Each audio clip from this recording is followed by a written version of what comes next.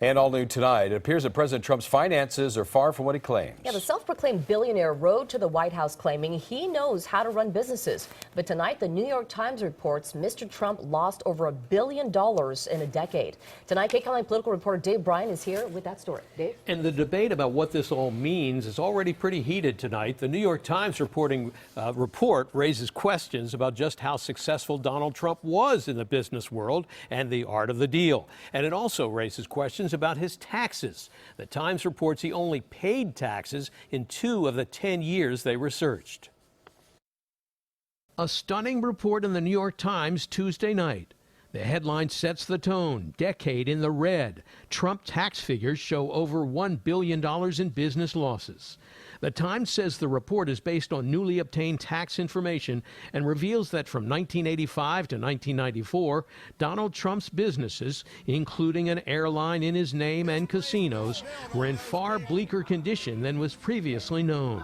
Every year that we looked at, he lost money. We would have thought at least in one of the years that we saw, maybe the year he wrote Art of the Deal, he would have made money. He didn't. He was just bleeding money every year that we looked at on his businesses. The Times reports Mr. Trump appears to have lost more money than nearly any other individual American taxpayer at the time.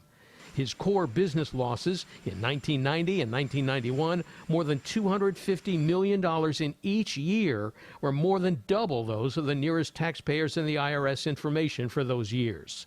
Anderson Cooper asked Craig about the taxes. Did he pay income tax? He paid income tax in 2 of the 10 years, and one of them was in only 2 of 10 years. 2 of 10 years, and it was the alternate minimum tax. Tonight on Fox News, Washington Post columnist Mark Thiessen told Ed Henry the New York Times report is exactly why President Trump doesn't want to release his taxes to House Democrats, who would then leak them to the press.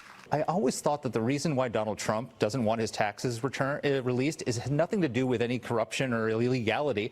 It's because they're going to show he's not as rich as he says he is, because when you do your taxes, your incentive is to minimize your income as much as possible to pay the least amount of taxes. Democrats see it differently. The American people deserve to know if their president is a commander-in-chief. And when you look at his taxes and his failure to tell us what he's been up to in the last 2 decades, it certainly looks like there's a lot of questions.